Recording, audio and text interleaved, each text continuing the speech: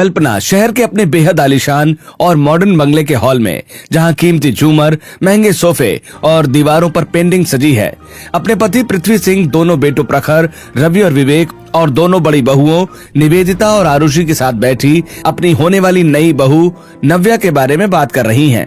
विवेक के लिए उसका रिश्ता तय हो चुका है। बहुओं, बताओ तो सही, तुम्हारी होने वाली देवरानी नव्या तुम्हारे देवर के लिए ठीक तो है ना? कोई कमी तो नहीं?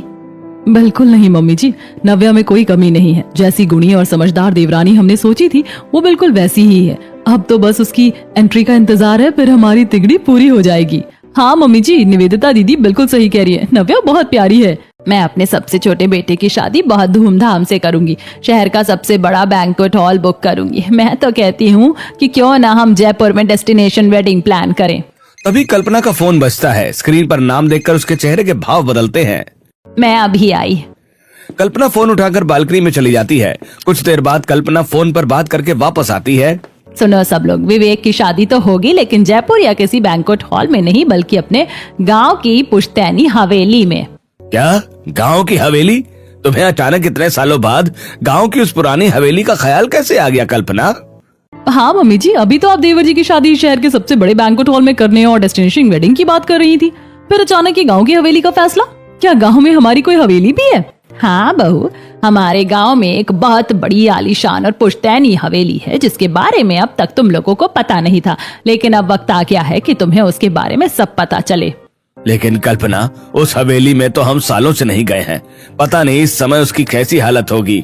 धूल मिट्टी और जर्जर हालत होगी उसकी। आप उसकी चिंता मत कीजिए। हमने हवेली की देख रेख रखने करने के लिए जिन्हें रखा हुआ है, उन्हें फोन करके हवेली की साफ सफाई करने के लिए बोल दिया है। बहुओं, तुम दोनों तुरंत पैकिंग शुरू कर दो, हम जल्द ही गांव के लिए निकलेंगे। तुम्हारे देवर की शादी वहीं से होगी, वो भी जल्द से जल्द। इधर कल्पना की दोनों बहुएं अपने अपने आलीशान रूम्स में जाकर पैकिंग में लग जाती हैं और उधर कल्पना का कॉल आते ही पप्पू और संजय मजदूर लगाकर हवेली के गार्डन की छटाई, पत्थरों की सफाई और पेंटिंग्स का काम जोर शोर से करवाने लगते हैं।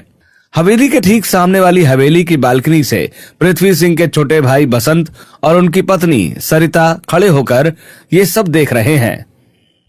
अरे, अचानक बंद पड़ी ये हवेली की साफ सफाई क्यों होने लगी? यहाँ कोई रहने आ रहा है?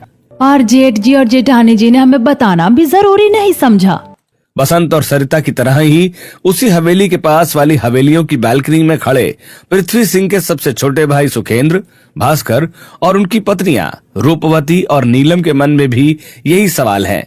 2 दिन बाद हवेली की साफ सफाई का काम लगभग पूरा हो जाता है और हवेली के सामने 5 चमचमाती लग्जरी गाड़ियां आकर रुकती हैं।